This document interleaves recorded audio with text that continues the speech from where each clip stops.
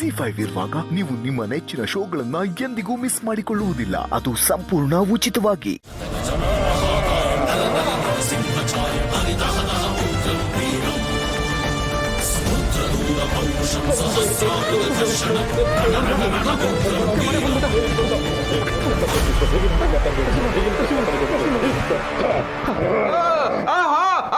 ಇರುವಂತಹ ಸ್ಥಳ ದೇವಲೋಕಕ್ಕೆ ಯಾರೆಂದು ಕೇಳಿದ್ದೀರಿ? ಭಗವಂತನನ್ನು ಕೇಳಿದ್ದೇನೆ. ನಾನೇ ಸೈ. ಶಾಂತನಾಗು ನರಸಿಂಹ, ಶಾಂತನಾಗು, ಶಾಂತನಾಗು ನರಸಿಂಹ, ಶಾಂತನಾಗು. ಅಡ್ಡಿಲ್ಲ.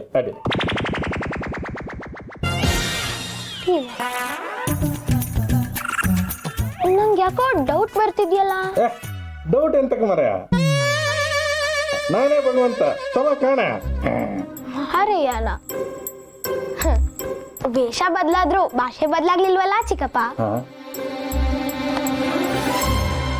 ಈಗ ಫುಲ್ ಶಾಂತನಾಗಿ ಕೊನೆಗೂ ಕಂಡು ಹಿಡಿದ್ಬಿಟ್ಟೆ ಕಂದ. ನೀನು ನಮ್ಮನ್ನು ಬಿಟ್ಟು ಹೋತೆ ಅಂದಳಿ ಈ ಸೆಟಪ್ಪು ಈ ಗೆಟಪ್ಪು ಎಲ್ಲ ಹಾಯ್ಕ ಬಂದೆ. ಏನು ಪ್ರಯೋಜನ ಇರಲಿಲ್ಲ. ಮಕ್ಕಳಿಲ್ಲ ಅಂಬು ನಾವು ನಿನ್ನನ್ನೇ ಮಗ ಅಂದಳಿ ಅನ್ಕೊಂಡಿತ್ತು. ಹಿಂಗೆಲ್ಲ ಮಾಡೋದು ತಪ್ಪು ಅಂದಳಿ ನನಗೂ ಗೊತ್ತಿತ್ತು. ಆದ್ರೆ ಎಂತ ಮಾಡೋದು, ನಿನ್ನ ನೀ ಮನೇಲಿ ಉಳಿಸ್ಕೊಂಬಕ್ಕೆ ಇಷ್ಟೆಲ್ಲ ಮಾಡ್ಕಾಯ್ತು. ಕಂದ, ದಯವಿಟ್ಟು ನಮ್ಮನ್ನೆಲ್ಲ ಬಿಟ್ಟು ಹೋಯ್ಬೇಡ ಮಾರ್ಯ. ಇಲ್ಲಿ ಯಾರು ಶಾಶ್ವತ ಅಲ್ಲ ಚಿಕ್ಕಪ್ಪ. ನಾನು ಇಲ್ಲಿದ್ರೇನು ಎಲ್ಲಿದ್ರೇನು ಎಲ್ಲ ಒಂದೇನೆ. ನಾನು ಯಾರು ಬೇಡ ಅಂದ್ರೂ ಹೋಗೇ ಹೋಗ್ತೀನಿ.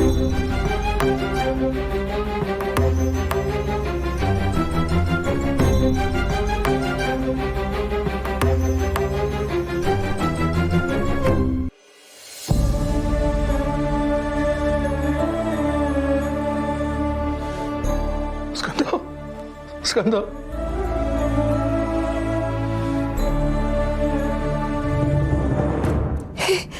ಸ್ಕಂದ ನೋಡ್ರಿ, ಯಾರೋ ಹೇಳ್ಕೊಟ್ಟಿರೋ ಹಾಗೆ ರೆಡಿಯಾಗಿ ಬಂದಿದ್ದಾನೆ. ಹೌದು ಗಿರಿ, ಯಾರು ಅವನಿಗೆ ಚೆನ್ನಾಗಿ ತಲೆ ಕಟ್ಟಿಸಿದ್ದಾರೆ, ಅದಕ್ಕೆ ಹೀಗೆ ಆಡ್ತಿದ್ದಾನೆ. ಸ್ಕಂದ, ಅಂಗ ಎಷ್ಟಿದ್ದೆ ಹುಟ್ಟಿದಾಗ ನಿನ್ನ ಇಷ್ಟೆತ್ರ ಬೆಳೆಸೋದಕ್ಕೆ ನಾವಿಬ್ರು ಎಷ್ಟು ಕಷ್ಟಪಟ್ಟಿದ್ದೀವಿ. ಅದನ್ನೆಲ್ಲ ಮರೆತು ಹೊರಟೋಗ್ತೀನಿ ಅಂತ ನಿಂತಿದ್ಯಲ್ಲೋ. ಗಿರ್ಜಮ್ಮ, ಶಿವರೇ, ನೀವು ಅವನನ್ನ ಹೊಡೆದು ಬಡ್ದು ಮಾಡಿ ರೂಮಲ್ಲಿ ಕೂಡ ಹಾಕ್ಬೋದು. ಆದ್ರೆ ಅವನ ಮನಸ್ಸಿಂದ ನಾವೆಲ್ಲ ದೂರ ಆಗಿ ಹೋಯ್ತು ಮಾರ್ರೆ. ಅದ್ ಹೇಗ್ರಿ ದೂರ ಹಾಕ್ತಿವಿ? ನಾವು ಅವನಿಗೆ ಅಷ್ಟು ಪ್ರೀತಿ ಕೊಟ್ಟಿದೀವಿ. ನಮ್ಮನ್ನೆಲ್ಲ ಬಿಟ್ಟು ಹೇಗೆ ಹೋಗ್ತಾನೆ? ಅವನ ಮನ್ಸು ಅಷ್ಟು ಕಲ್ಲ. ಹೌದಮ್ಮ, ಮನ್ಸು ಕಲ್ಲೇ. ಅದಕ್ಕೆ ಮನ್ಸಲ್ಲಿ ದೇವ್ರಿರ್ತಾನೆ ಅನ್ನೋದು. ಕಲ್ಲೇ ಅಲ್ವೇನಮ್ಮ ದೇವ್ರಾಗೋದು? ಮಾತಾಡೋದು ಸುಲಭ ಅರ್ಚಕ್ರೆ, ಅನುಭವಿಸೋದೆ ಕಷ್ಟ. ಕಲ್ಲನ್ನ ವಿಗ್ರಹ ಮಾಡಿದಾಗ ಕೈ ಮುಗಿಯೋ ಭಕ್ತನಿಗೆ ನೆಮ್ಮದಿ ಸಿಗಬಹುದು. ಆದ್ರೆ ಆ ಕಲ್ಲನ್ನ ಭೂಮಿಯಿಂದ ತರ್ತೀವಲ್ಲ, ಭೂಮಿಗೆ ಎಷ್ಟು ನೋವಾಗಿರಲ್ಲ. ಶಿಲ್ಪಿ ವಿಗ್ರಹ ಕೆತ್ತುವಾಗ ಬೇಡದೇ ಇರೋ ಕಲ್ಲಿನ ಚೂರುಗಳು ನೆಲದ ಮೇಲೆ ಬಿದ್ದಿರುತ್ತೆ. ಆ ಚೂರುಗಳಿಗೂ ನೋವಾಗಿರುತ್ತೆ ಸ್ವಾಮಿ. ನೊಂದೋರು ಗೊತ್ತು ನೋವೇನು ಅಂತ. ಗುರುಗಳೇ, ಸುಮ್ಮನೆ ಟೈಮ್ ವೇಸ್ಟ್ ಮಾಡಬೇಡಿ. ಅಲ್ಲಿ ಭಕ್ತಾದಿಗಳೆಲ್ಲ ಕಾಯ್ತಾ ಇರ್ತಾರೆ. ಬನ್ನಿ ಹೋಗೋಣ.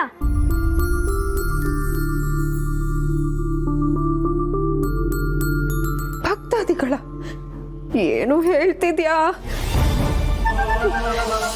ಯಾರಿಗೂ ನಮ್ಮ ಪರಿಸ್ಥಿತಿ ಬರಬಾರ್ದಪ್ಪ ದೇವ್ರೆ. ಗಿರಿಜಮ್ಮ, ನೀವು ಸುಮ್ಮನಿರಿ. ಇವನು ಹೋಗ್ತಾ ಇರೋ ದಿಕ್ಕು ನೋಡಿದ್ರೆ ಖಂಡಿತವಾಗಿ ಇವನು ನಾಳೆನೆ ಮಠಕ್ಕೆ ಮಠಾಧೀಶ ಆಗ್ತಾನೆ ಅನ್ಸುತ್ತೆ.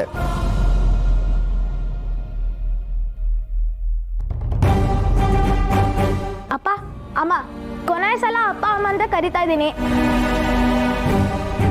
ನಾಳೆ ನನ್ನ ಮಠಾಧೀಶ ಆದ್ಮೇಲೆ ಹಂಗೆಲ್ಲ ಕರೆಯಕ್ಕಾಗಲ್ಲ.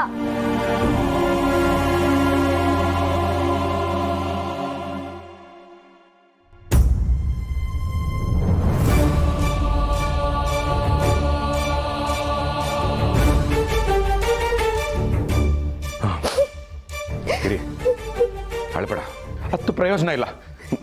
ನಾನು ಇವನ್ನ ಕಟ್ಟಾಕ್ತೀನಿ. ಅದು ಹೇಗೆ ಹೋಗ್ತಾನೆ ನಾನು ನೋಡ್ತೀನಿ. ಹೌದು ರೀ, ಹಾಗೆ ಮಾಡಿ. ಇವ್ ನನ್ನ ಅಮ್ಮ ಅಂತ ಕರೀಲಿಲ್ಲ ಆದ್ರೂ ಪರವಾಗಿಲ್ಲ. ನಾನ್ ಮಾತ್ರ ಇವನ್ನ ಎಲ್ಲಿಗೂ ಕಳ್ಸಲ್ಲ. ಇವ್ನ ನನ್ ಜೊತೆ ಇರ್ಬೇಕು ಅಷ್ಟೇ. ಹೌದಕ್ಕ, ಇವನು ಓದ್ಲಿಲ್ಲ ಅಂದ್ರೂ ಪರವಾಗಿಲ್ಲ, ಮನೇಲೆ ಕಣ್ ಮುಂದೆ ಇದ್ರೆ ಸಾಕು. ಅಯ್ಯೋ, ಹಂಗೆ ಮಾಡ್ರೆ ಅವನಿಗೆ ತೊಂದರೆ ಆತಿಲ್ಲ ಮರ್ರೆ. ನಾವು ಒಂದು ಕೌನ್ಸಿಲಿಂಗ್ ಮಾಡಿಸೋ. ಡಾಕ್ಟ್ರ್ ಎಂತ ಹೇಳ್ತಾರೆ ಅಂದೇಳಿ ಯಾರು ಕೇಂಬ. ನೋಡಿ, ಹೇಳೋದು ಕೇಳೋದು ಏನು ಬೇಕಾಗಿಲ್ಲ. ಕಂದ, ಮಠದಲ್ಲೆಲ್ಲ ಕಾಯ್ತಾ ಇರ್ತಾರೆ, ಬಾ ಹೋಗೋಣ. ನಿಮ್ಮ ತಾಯಿ ಹರಕೆಯಿಂದ ನಮ್ಗೆ ಹೊರ ಸಿಕ್ತು, ಬಿಡಿ ಅವನ್ನ. ಅವನು ಮಠದ ಆಸ್ತಿ. ಬಾಪ ಕಂದ. ಅಯ್ಯೋ ಸ್ವಾಮಿ, ಏನ್ ಹೇಳ್ತಾ ಇದ್ದೀರಾ ನೀವು? ಬೇಡ ಕಣೋ ಸ್ಕಂದ, ಸ್ಕಂದ ಬೇಡ ಕಣೋ. ಸ್ಕಂದ, ಸ್ಕಂದ, ಸ್ಕಂದ, ಸ್ಕಂದ, ಸ್ಕಂದ, ಬೇಡ ಸ್ಕಂದ, ಸ್ಕಂದ, ಸ್ಕಂದ, ಸ್ಕಂದ, ಸ್ಕಂದ, ನಿಲ್ಸಿ.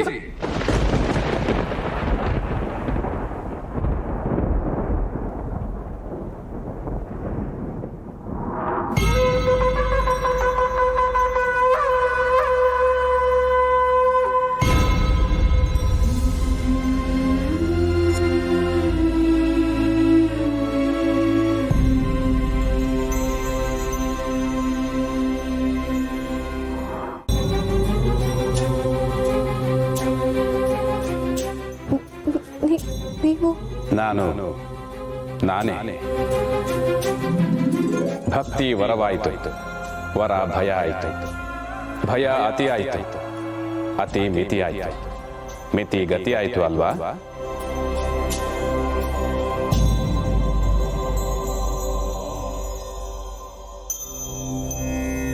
ಸ್ವಾಮಿ, ತಾವೇನು ಹೇಳ್ತಾ ಇದ್ದೀರಾ? ನೀವೇನು ಹೇಳಬೇಕು ಅನ್ಕೊಂಡು ಒದ್ದಾಡ್ತಿದ್ದೀರೋ ಅದನ್ನ ನಾನು ಹೇಳೋದಕ್ಕೆ ಬಂದಿದ್ದೀನಿ.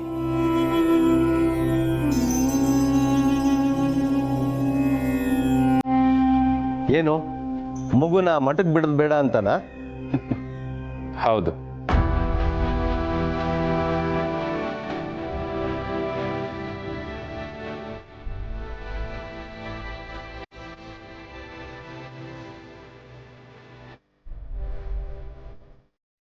ಮಕ್ಕಳನ್ನ ಶಾಲೆ ಕಳಿಸಿ ಪುಟದೊಳಗೆ ಬಿಡಿ. ಬದುಕು ಬಂಗಾರ ಆಗುತ್ತೆ. ಇಷ್ಟ ಇದ್ದಾಗ ಕಷ್ಟ ಆಗಲ್ಲ, ಕಷ್ಟ ಆದಾಗ ಇಷ್ಟಪಟ್ಟರೆ ನಷ್ಟ ಇಲ್ಲ. ಈ ಕಷ್ಟ ನಷ್ಟ ಇಷ್ಟಕ್ಕೆ ಮೊದಲು ಮುಖ್ಯವಾಗಿರೋದು ನಿಷ್ಠೆ. ಅದೊಂದಿದ್ರೆ ಯಾವ ಸಮಸ್ಯೆನೂ ದೊಡ್ಡದಲ್ಲ, ದೊಡ್ಡದಿದ್ರೂ ದೊಡ್ಡದು ಅಂತ ಅನ್ಸಲ್ಲ.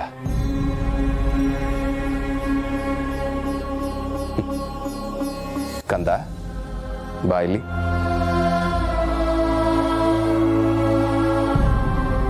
ನಿನಗೆ ನಿನ್ನ ತಂದೆ ತಾಯಿ ಕುಟುಂಬ ನಿನ್ನ ಸ್ನೇಹಿತರು ಯಾರೂ ಬೇಡ ಅನ್ನಿಸ್ತಾ ಇದೆಯಾ?